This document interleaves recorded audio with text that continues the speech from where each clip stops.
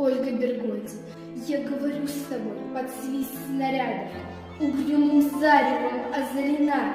Я говорю с тобой из Ленинграда, страна моя, печальная страна.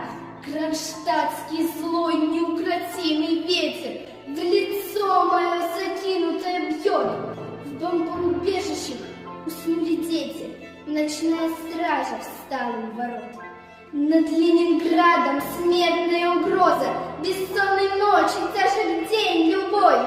Но мы забыли, что такое слезы, что называлось страхом и мольбой. Я говорю, нас, граждан Ленинграда, не поколеблет грохот канонад.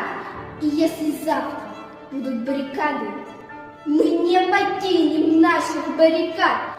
И женщины с бойцами встанут рядом, и дети нам патроны поднесут, и над всеми нами зацветут старинные знамена Петрограда.